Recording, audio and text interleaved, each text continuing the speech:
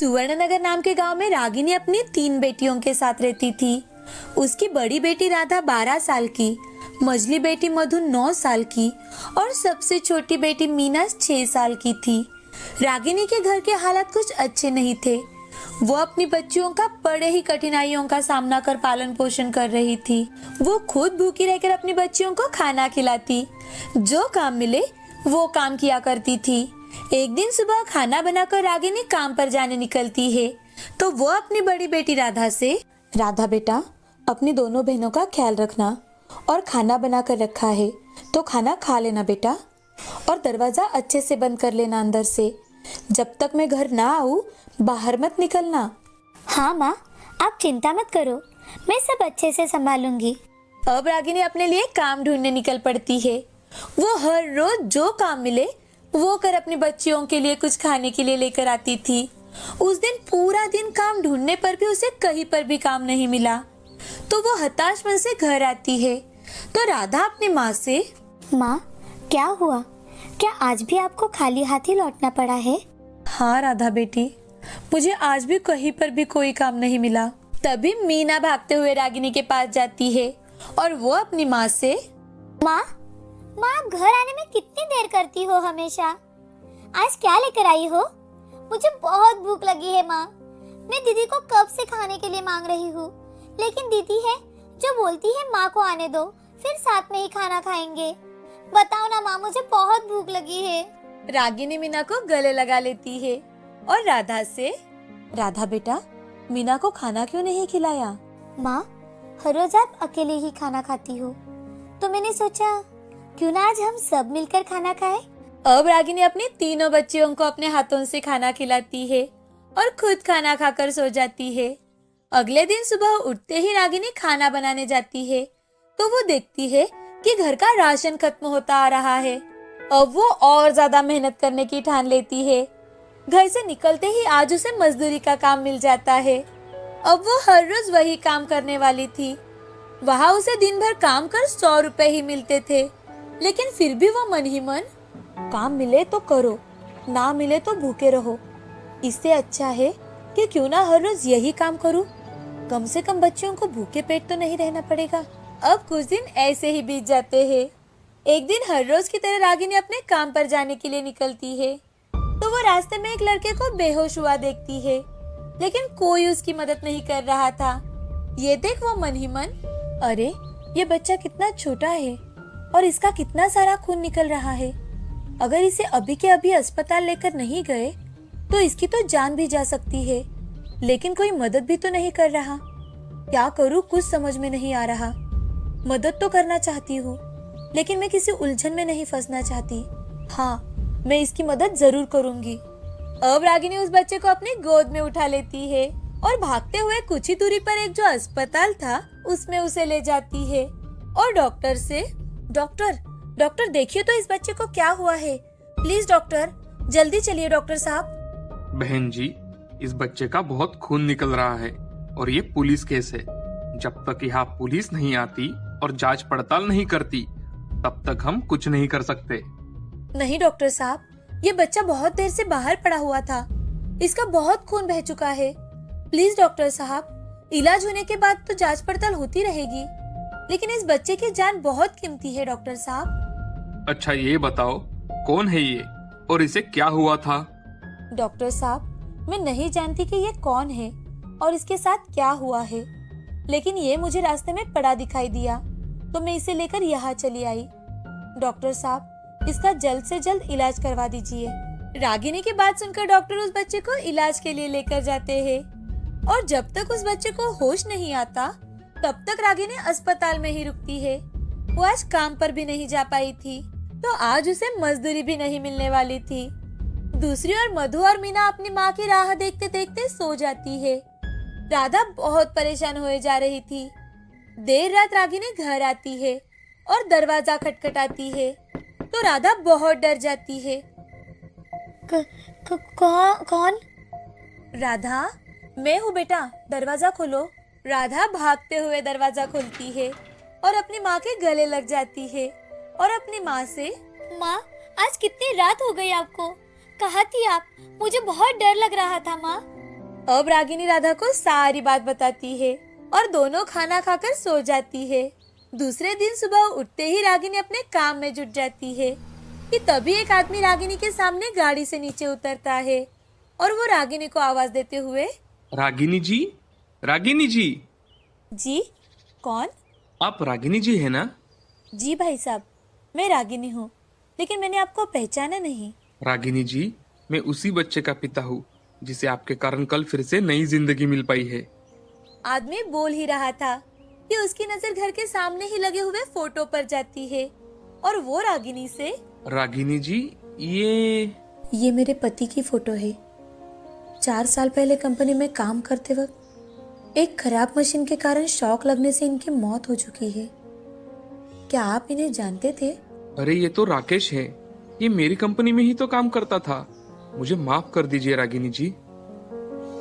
तभी रागिनी की छोटी बेटी मीना अपने फटे पुराने कपड़ों में वहां आ जाती है और वो अपनी माँ से, माँ, दिवाली आने वाली है तो मुझे ढेर सारे कपड़े और खिलौने चाहिए माँ।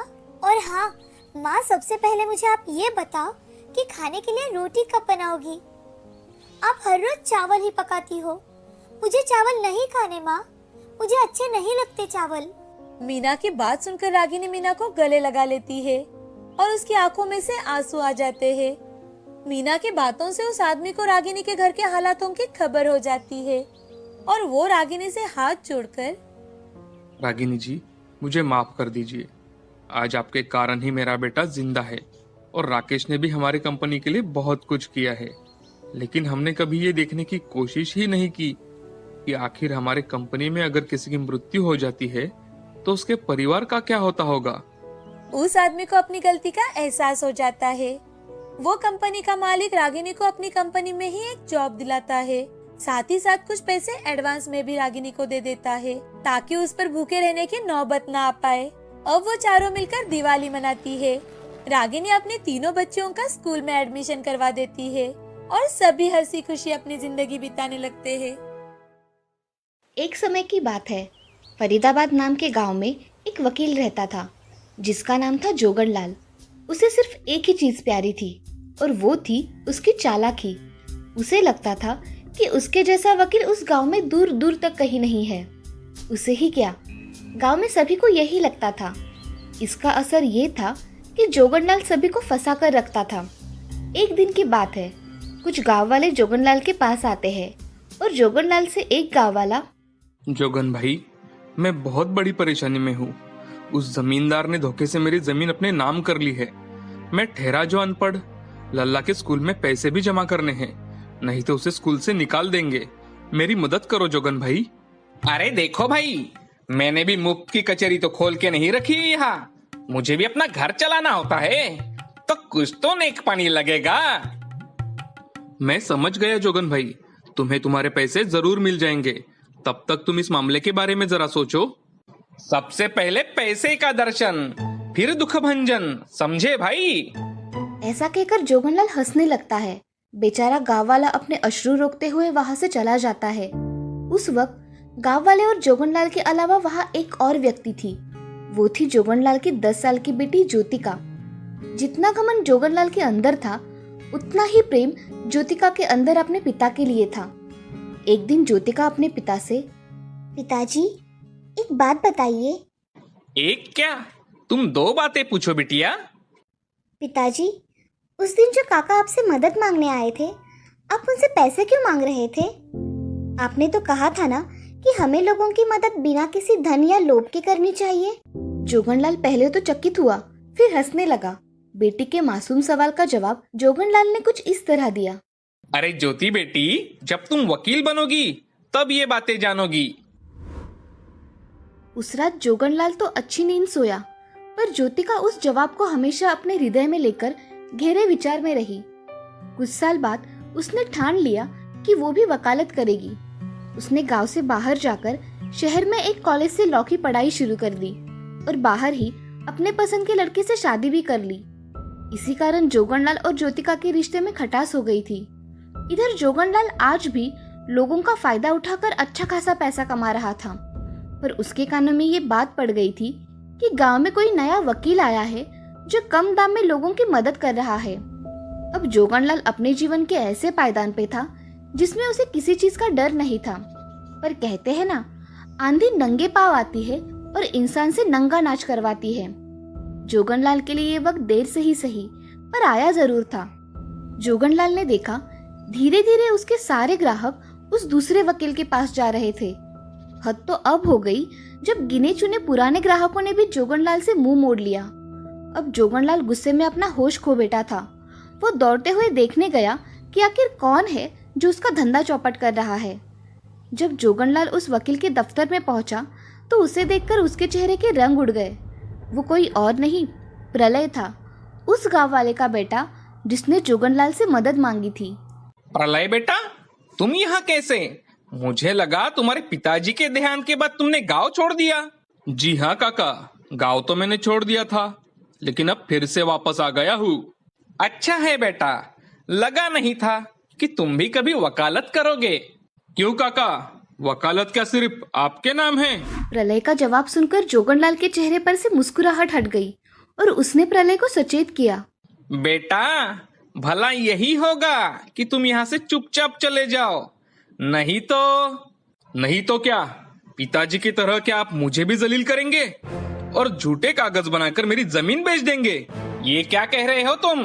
जो सच है। जोगनलाल तभी जोर जोर से हंसने लगा और प्रलय से कहने लगा, समझदार तो हो पर उतने ही मूर्ख भी।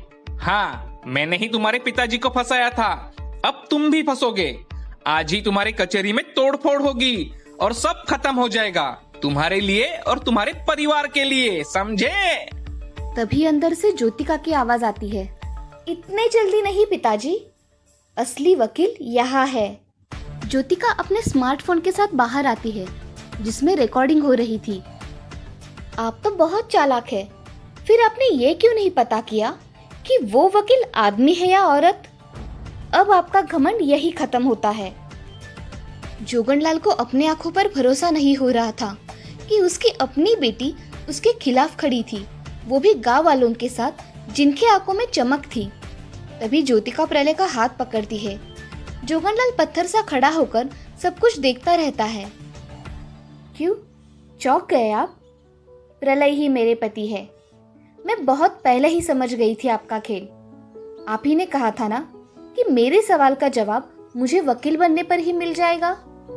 आप सही थे, पर मुझे मिला जवाब आपसे अलग है पिताजी। जोगनलाल इतना सुनते ही अपने पैरों पर गिर पड़ता है और प्रलय और गांव वालों से माफी मांगता है। तभी वहां पुलिस आ जाती है। ज्योतिका अपने आंसू पोंछती है और पुलिस से कहती है, गिरफ्तार कर लीजिए इन्हें। जाने से पहले जोगनलाल ज्योतिका से कहता है, ज्योति, मेरी शर्मिंदगी में भी तुमने मेरा सर ऊंचा कर दिया। कभी मत बदलना बेटी, हमेशा ऐसे ही रहना।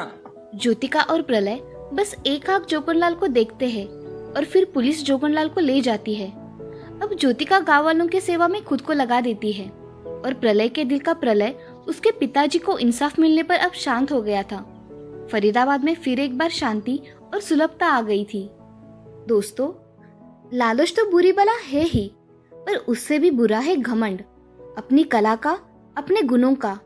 इसीलिए हमें हमेशा जिंदगी में नेकी और सही काम करने पर ध्यान देना चाहिए। बदले की भावना हमें नष्ट कर सकती है, इसीलिए हमें अपने बुद्धि से काम लेना चाहिए, हमेशा अपना धर्म निभाना चाहिए। मुंबई शहर में दिनेश नाम का एक आदमी अपनी पत्नी लता और बेटी उमा के साथ रहता था। दिनेश रिक्शा चलाने का काम करता था। वो बहुत ही ईमानदार और मेहनती इंसान था। वो दिन भर काम करने के बाद जो भी पैसे मिलते थे उसी से अपने परिवार का गुजारा किया करता था। वो बहुत ईमानदार होने के कारण लोग उसका फायदा भी उठाते थे। कभी कभी उसे बहुत ही कम पैसे दे देते थे, लेकिन वो उन्हें कुछ भी नहीं कहता था और वो पैसे लेकर वहाँ से चला जाता था। एक दिन दिनेश अपनी सवारी छोड़कर रास्ते से जा रहा था, तभी उसे रास्ते पर भीड़ दिखाई दी। भीड़ देखकर दिनेश ने अपनी रिक्शा साइड में लगा दी और वहाँ पर देखने के लिए चला गया कि आखिर वहाँ पर इतनी ज़्यादा भीड़ जमा क्यों हुई है। उसने वहाँ पर जाकर देखा कि एक आदमी के सिर से खून आ रहा है और वो नीचे रास्ते पर गिरा है, लेकिन कोई उसे हाथ भी नहीं लगा रहा। तभी दिनेश के कानों पर आवाज आती है कि अरे भाई, कौन पड़ेगा इस झंझट में? पुलिस केस, फिर क्या क्या पता नहीं, छोड़ो, चलो यहाँ से। उस आदमी की बात सुनकर दिनेश को समझ में आ जाता है कि कोई भी उस आदमी की मदद नहीं करना चाहता। अब दिनेश खुद भागते हुए उस आदमी की ओर जाता है और उसे उठाकर रिक्शा में डाल देता है और उसे वहीं से अस्पताल लेकर जाता है। डॉक्टर साहब, ये मुझे रास्ते पर गिरे हुए मिले। आप जल्द से जल्द इनका इलाज शुरू करवा दीजिए, क्योंकि इन्हें काफी गंभीर चोटें आई है। कुछ कीजिए डॉक्टर साहब। आप इनके घर वालों को जानते हो? अगर जानते होंगे तो उनको फोन करके बता दीजिए। और हाँ सुभाष, तुम इधर आओ, पुलिस को बुलाकर इनका स्टेटमेंट ले लो। डॉक्टर की यह बात सुनकर दिनेश उनसे, नहीं डॉक्टर साहब, मैं इनको नहीं जानता, मुझे इनका एक्सीडेंट कैसे हुआ ये भी नहीं पता, तो मैं स्टेटमेंट कैसे दे सकता हूँ? ठीक है, कोई बात नहीं, आपने जो देखा है वही बता देना और जल्द से जल्द जाकर ये मेडिसिन लेकर आइए। दिनेश जल्दबाजी में ही मेडिसिन लेने के लिए चला जाता है। उसके पास जितने पैसे थे उसी में वो मेडिसिन लेकर डॉक्टर को दे देता है। जब तक उस आदमी के हालत कुछ अच्छे नहीं होते वो वहीं पर रुकता है। अब रात तक उस आदमी की हालत में काफी सुधार हो गया था। ये देख दिनेश डॉक्टर से, डॉक्टर साहब, क्या अब मैं यहाँ से जा सकता हूँ? और उनकी तबीयत तो ठीक है ना? हाँ, तुम जा सकते हो, पर क्या तुम्हें पता है ये हस्ती कौन है? नहीं डॉक्टर साहब, मैं तो उन्हें नहीं जानता, लेकिन उनकी जान बचाना ये तो मेरा फर्ज था। हाँ, बहुत अच्छे बेटा, हमें भी अभी अभी पता चला है कि ये इस शहर के सबसे बड़े बिजनेसमैन हैं। इनका नाम श्यामलाल सेठ है। क्या तुम उनसे मिलना चाहोगे? नहीं नहीं, आप उन्हें आराम करने दीजिए, उनकी जान बची यही बहुत है मेरे लिए। जब श्यामलाल सेठ को होश आता है तो डॉक्टर उन्हें सारी बात बताते हैं और उनसे पूछते हैं कि आप इतने अमीर हो तो घर से अकेले क्यों निकले? ड्राइवर को साथ में क्यों नहीं लिया था आपने? अरे डॉक्टर साहब, एक अर्जेंट पार्सल देना था मुझे, ड्राइवर को आने में भी समय था, तो सोचा मैं ही निकल जाता हूँ। दूसरी ओर दिनेश अस्पताल से घर जाकर दिन भर की सारी हकीकत अपनी पत्नी को बताता है। ओह, तो इसीलिए आपको इतनी देर हुई? ठीक है, कोई बात नहीं, अभी आप हाथ मुंह धो लीजिए, तब तक मैं आपके लिए खाना परोसती हूँ। ये कहकर लता वहाँ से किचन में चली जाती है और उमा भी खेलने के लिए रिक्शा में बैठ जाती है। तभी उमा को सीट के ऊपर एक लाल कलर का बटवा गिरा हुआ दिखाई देता है। वो उसे उठाकर अपने पापा को दिखाती है और उनसे, पापा, ये देखो मुझे ऑटो में क्या मिला है, आप ये मेरे लिए लाए हो? उमा की आवाज सुनकर लता भी वहां आ जाती है। तभी दिनेश वो बटवा खोलकर देखता है। बटवा खोलते ही दोनों चौंक जाते हैं क्योंकि उसमें कीमती हीरे दिखाई देते हैं। ये देख लता, ये तो बहुत ही महंगे हीरे दिखाई देते हैं। उमा, मुझे लगता है ये उसी आदमी का बटवा है, मैं कल उन्हें जाकर ये लौटा दूंगा। ठीक है, कल सुबह जाकर आप उन्हें लौटा दीजिएगा। दूसरे ही दिन सुबह दिनेश हीरों का भरा बटवा लेकर अस्पताल में जाता है और श्यामलाल सेठ के पास जाकर उनसे, जी नमस्ते, अब आपकी तबीयत कैसी है? आपको ठीक तो लग रहा है ना? आपका ये बटवा मुझे अपनी रिक्शा में गिरा हुआ मिला, इसलिए मैं आपको ये लौटाने आया हूँ। मेरा नाम श्यामलाल है, मैं हीरो का व्यापारी हूँ। कल यही पार्सल देने के लिए मैं घर से निकला था, तो एक आदमी ने मेरी गाड़ी को टक्कर दे दी और वो वहां से चला गया। थोड़ी देर बाद तुमने मुझे रिक्शा में डाला, ये तो मुझे याद है, लेकिन उसके बाद क्या हुआ मुझे कुछ भी याद नहीं था। लेकिन डॉक्टर साहब ने मुझे कल सब कुछ बता दिया। तुम्हारा मैं हमेशा आभारी रहूंगा। और हाँ, आज से तुम मेरे साथ ही काम करोगे, मैं तुम्हारे रहने के लिए घर भी दूंगा। अब से तुम हमेशा मेरे साथ ही रहोगे। तुम्हारी ये ईमानदारी देख मुझे बड़ी खुशी हो रही है, तुम्हारे कारण ही आज मैं जिंदा हूँ। श्यामलाल सेठ की यह बात सुनकर दिनेश की खुशी का तो कोई ठिकाना ही नहीं रहता। उस दिन के बाद दिनेश की किस्मत मानो पलट ही चुकी थी। उसने खूब मेहनत की और ईमानदारी से काम किया।